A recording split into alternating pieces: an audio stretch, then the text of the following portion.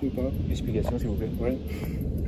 Donc, l'aiguille rouge, on alimente par un compresseur tout le train en air. Pour les portes, le frein, les WC. C'est quand tu sers. Non, là vraiment en alimentation complète tout le train, on va dire. Donc ça, c'est l'ACP. L'ACG, contrairement au film américain, il faut de l'air pour desserrer les freins. Contraire d'une voiture. Je t'explique toujours comme ça. Donc, on vient alimenter à 5 bars et les freins desserrent. Si maintenant le train se coupe en deux, l'air s'échappe. Du coup, les freins serrent. Voilà. Donc c'était la commande avec ici, donc des serrages et serrages. Là du coup, je peux pas vous le faire parce que la machine est radiée. Donc elle a plus d'air, elle a plus vu d'air depuis 2010 ou 2011 qu'elle a été radiée. Donc voilà. Ah, elle a plus du tout d'air au niveau de son freinage. Si, elle peut freiner parce qu'elle n'est pas. Si, elle est pas calée. Non, il y a le frein à main qui est. Qui est serré. Donc voilà. Après ici, on a le KVB, donc le contrôle de vitesse par balise, qui vérifie en permanence, presque, la vitesse du train. Donc on met la vitesse en dizaines, la longueur du train et un coefficient de décélération qu'on vient calculer avec des documents en fonction du train qu'on a, du poids du train, du freinage du train. Voilà, c'est des tableaux. C'est pour ça qu'un conducteur a besoin d'un bulletin de freinage qui reprend toutes les conditions, tous les véhicules qu'il y a derrière pour avoir toutes ces informations-là. Après, je vais partir donc à droite. La radio sur le train. Donc là, en mode talkie-walkie, donc on décroche, tout le monde nous entendait. Génération avant, la GSMR. Ici, donc tout ce qui est commande de l'engin moteur niveau électrique. Donc disjoncteur, compresseur, éclairage cabine, les fanaux devant, etc. Lave-glace, le sifflet, la commande des pantographes. Ici, on a petit Lumitex pour du coup disjoncteur, défaut charge batterie, etc. Et après ici, donc, la partie traction avec ce boîtier. C'était une machine à cran, enfin voire même à demi-cran. Alors là, je ne vais pas pouvoir vous faire la même démonstration que le monsieur qui était là avant, puisque il connaît à fond. Enfin, je peux déjà faire ça, je peux. Donc voilà, on passait l'écran et ça montait petit à petit. Et quand on était arrivé à, je crois qu'il disait au cran 15 ou 16, il y avait des limites d'intensité et de tension à ne pas dépasser, sinon on fumait les moteurs. Donc il y a les valeurs qui sont un petit peu ici, on pouvait chanter pour diminuer la tension et augmenter la tension, baisser l'intensité au niveau des bandes des moteurs. Donc il y avait le répétiteur ici pour savoir où est-ce qu'on en était, vulgairement de la plage de traction. Voilà. La poignée ici, donc c'est la veille automatique, la VACMA. Donc la veille automatique de contrôle par maintien d'appui qui permet en permanence de savoir si le conducteur est bien à bord et conscient. Voilà. En gros, 1 minute de tenue, il va y avoir une sonnerie. Si on ne réagit pas, arrêt d'urgence. En relâché, à peu près 5 secondes, sonnerie, on ne réagit pas, arrêt d'urgence. Et par la radio sur le train, ça vient émettre une alerte pour indiquer que le conducteur potentiellement n'est plus conscient. Voilà. Parce qu'un train tout seul, ça roule très bien et ça peut faire beaucoup de kilomètres. Oui. Voilà. Je prends toujours l'exemple Cherbourg-Paris, 370 km. On faisait entre, suivant les marches, 70-80 km, traction coupée. Donc comme sur un vélo, au point mort. Enfin, comme sur une voiture, au point mort, à se laisser glisser. Parce que c'est ça. Pas forcément, oui. Alors forcément dans les descentes, et que les marches le permettaient, mais voilà. Le profil permet de faire ça aussi. Et donc voilà. Mais avec une voiture, même profil, ce serait pas autant, parce que dans une descente, en voiture, on prend pas tant de vitesse que ça. Contrairement à du coup du train où l'effort de retenue, il n'y a rien du tout. Voilà. Après, en cas de défaillance de ça, il y avait une commande de secours ici, avec une clé à les récupérer. Et du coup, il y avait, voilà, on passait l'écran comme ça manuellement. Et c'était le seul moment où, par application des documents, l'AVA était désactivée parce que, en gros, on ne pouvait pas tout faire. Regarder devant et tourner la manette ici. Sachant que de ce poste, c'est du bon côté. Mais de l'autre côté, c'est inversé. elle est inversée. Et oui. Donc la commande est à droite pour le frein à gauche. Donc c'était voilà, c'était vraiment en mode secours. Bon voilà, C'est de la vraie traction. c'est ça. Machine du coup qui a beaucoup été sur cette génération modifiée. Au niveau refroidissement, sur les premières séries, c'était du refroidissement haut. C'est passé après au silicium ou je sais plus quoi, voilà. Et après, surtout, il y avait à l'époque le projet d'un attelage automatique européen. Et donc, du coup, vous pouvez voir devant ce qu'on appelle la traverse de tamponnement, est renforcée. Du coup, c'était ce qu'on appelait traverse renforcée pour justement cet attelage-là qui devait venir. D'accord. Voilà. Après, du coup, là, on a la possibilité de mettre une fiche train papier avec du coup la petite liseuse ici. Donc c'est là où du coup on serait bien embêté maintenant avec les tablettes qu'on a. C'est pas prévu.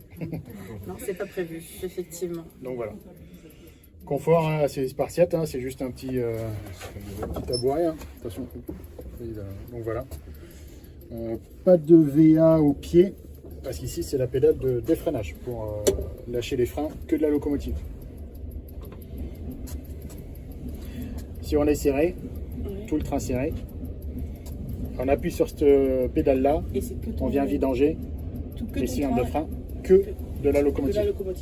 Ça permet de couper, d'appuyer les tampons par exemple. La rame est immobilisée, on appuie ça. Les wagons sont freinés et comme ça, tu peux. Ça permet d'appuyer les tampons pour couper. Voilà. Autre chose? On va dire que c'est un métier et que c'est pas bien. C'est des cours. C'est parce que c'est waouh.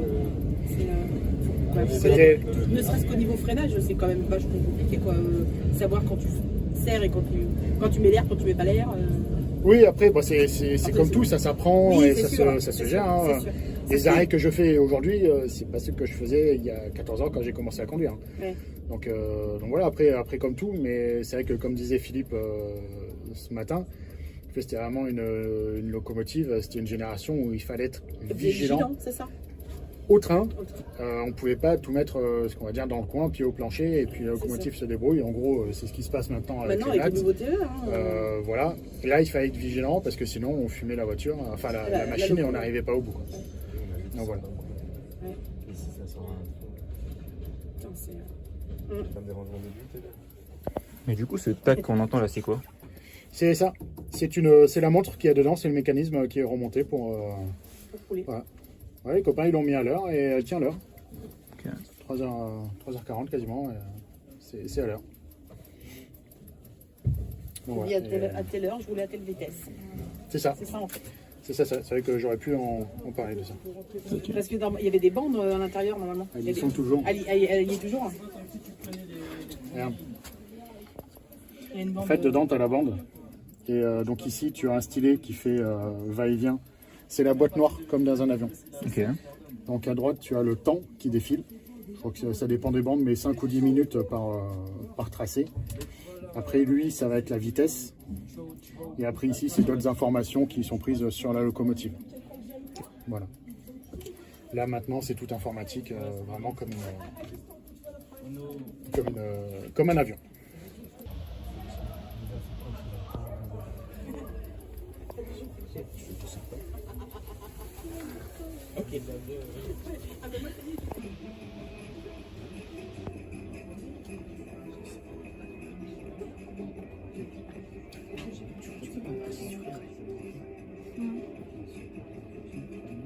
Ah oui. Je suis vraiment en train de fumer des toilettes là. Okay. Non, c'est moi, j'arrête.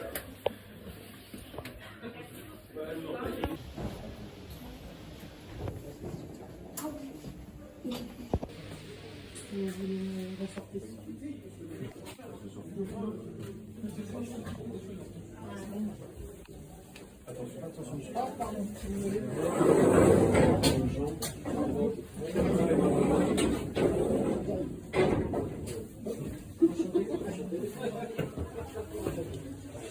J'ai cassé la gueule.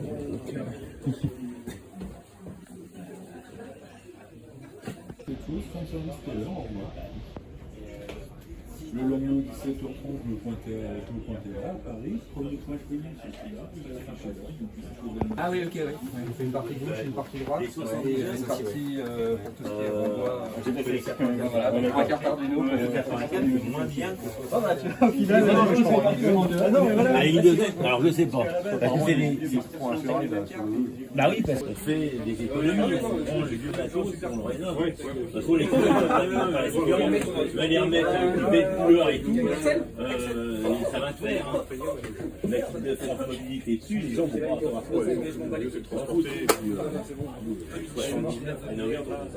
oh, c'est du matériel neuf. Du matériel neuf. Sauf qu'il a été rénové. On l'a rajouté là. Il n'y a pas de sous. Alors on va pas mettre la clim. C'est pas pour les voyageurs. Bah, la clim, c'est des soucis. L'argent, mais pas pour tout. Ah bah nous, pour mettre la clim dessus, on a eu de la misère parce qu'il fallait alléger le sang.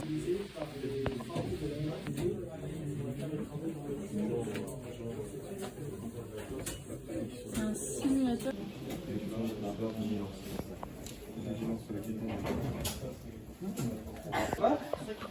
Non, non, c'est la personne qui est pas les chauffeurs.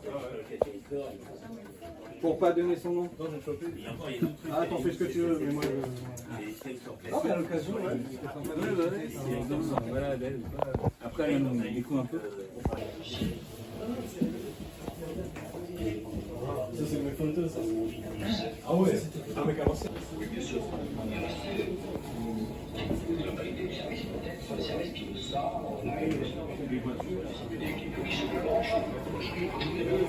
Ah, je filme des trucs aléatoires, mais c'est pas grave, on s'en fout.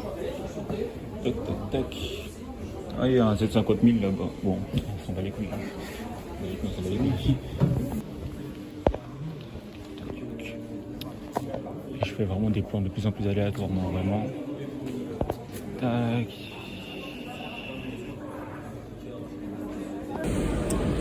Voilà. Donc, franchement là je filme, je sais même pas qu'est-ce que je filme en vrai de vrai, c'est pas grave.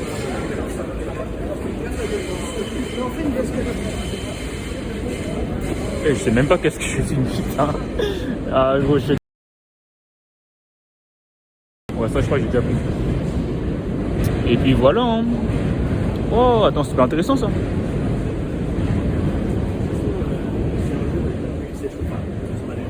Je pense que ça doit être moyen de se faire faire.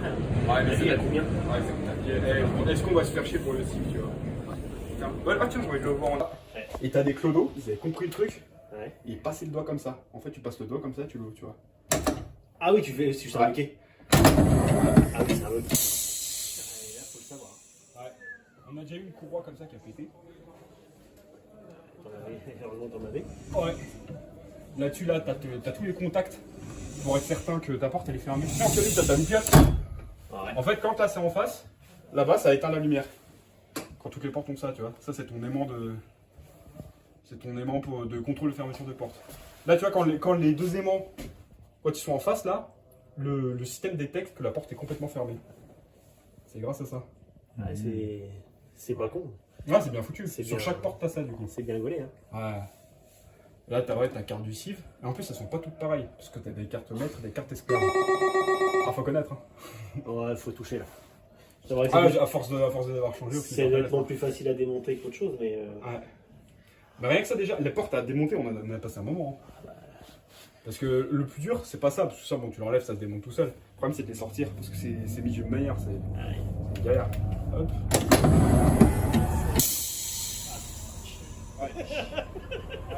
Le petit bruit. Ouais, c'est bien branlé. Hein. Tu vois, ça brille.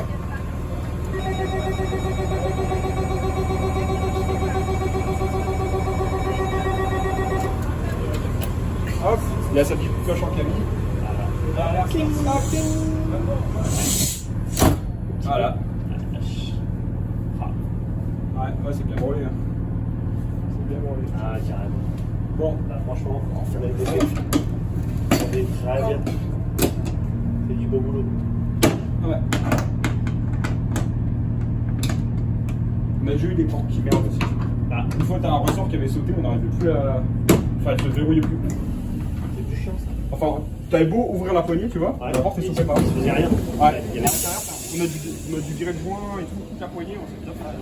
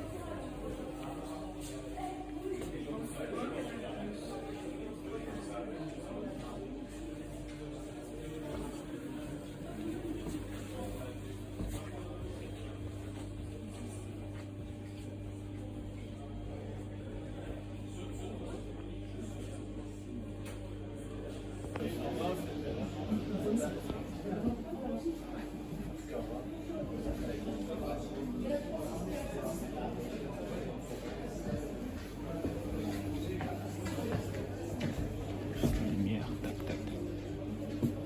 Vraiment, je suis en train de filmer des lumières là, et je crois que je suis en train de devenir fou moi aussi. Je crois que je suis en train de devenir fou. Attends, tac. Bah oui.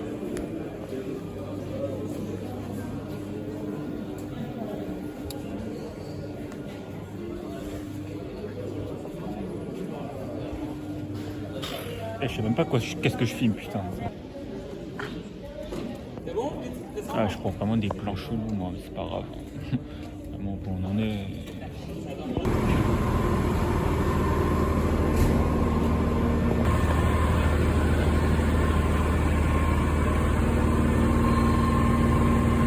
Ce sont des automotrices qui pouvaient rouler jusqu'à 120 km/h.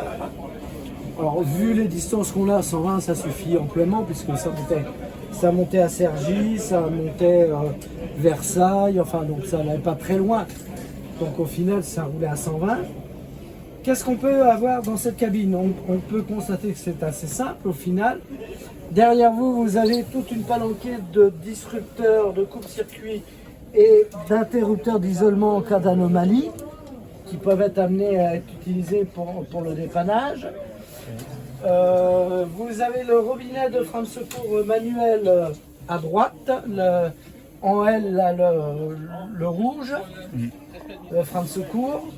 La BCC, la barre de court-circuit en cas d'anomalie, sur une voie ou un obstacle qui permettent de simuler qu'il y a un train dans la voie.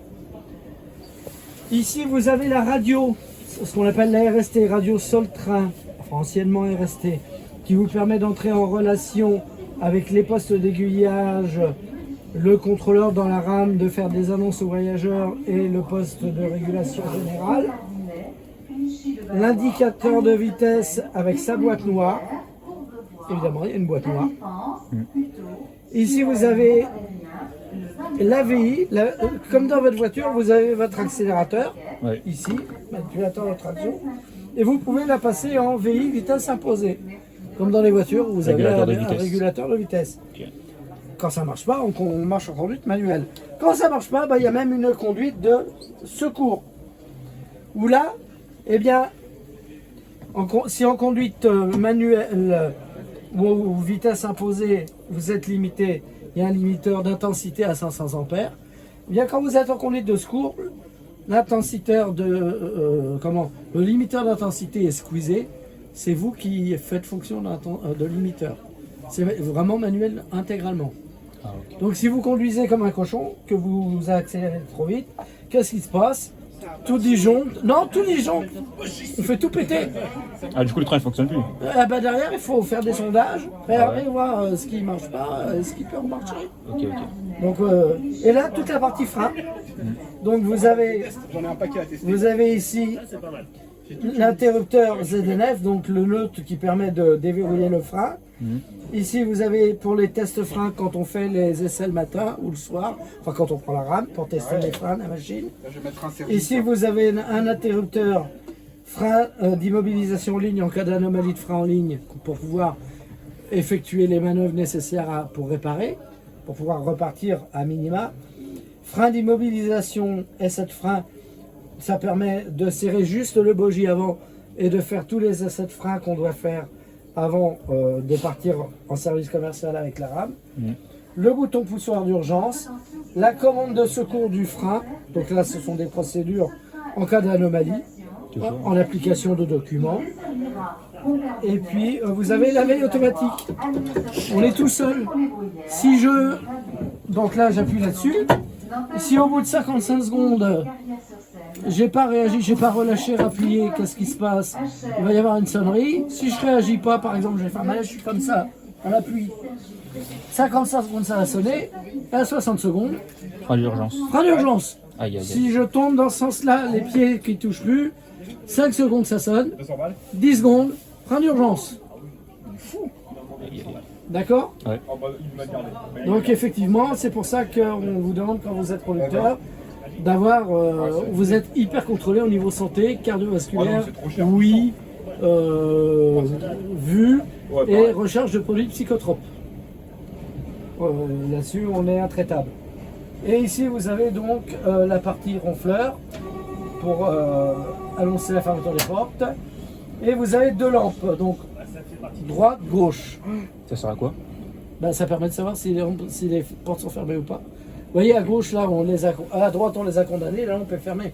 Ah, ok, ok. C'est bon. Et dans le temps, vous n'aviez qu'une lampe jusqu'en 1995.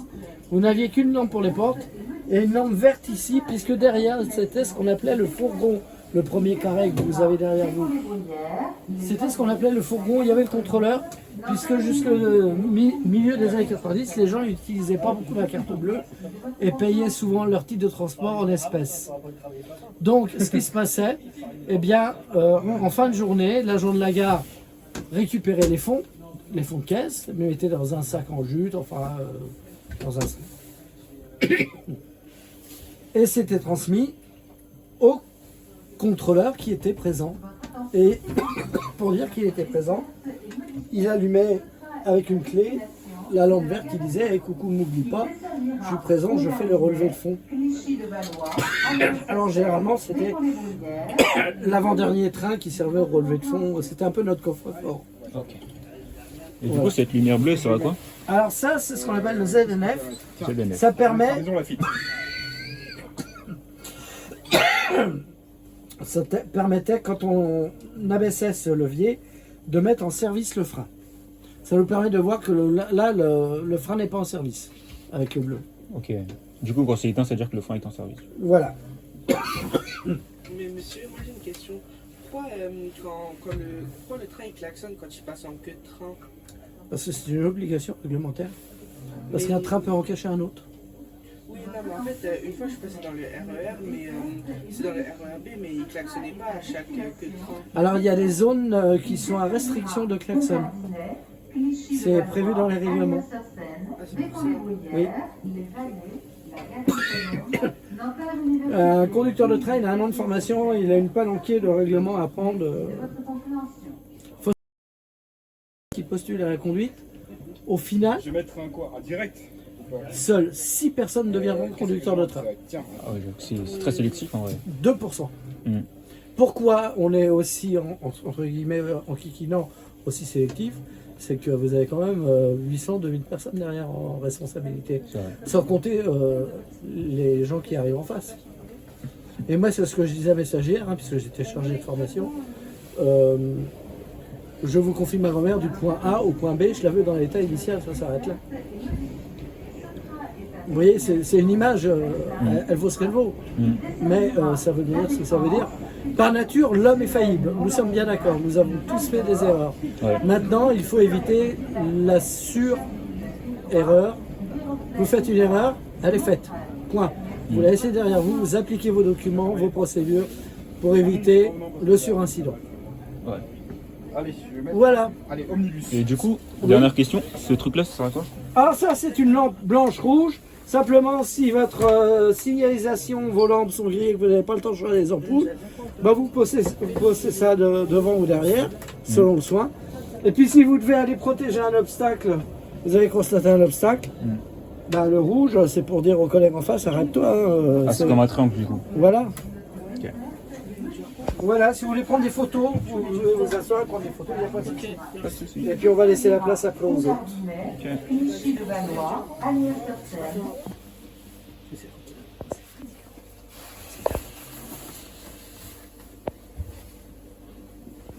Je peux m'asseoir?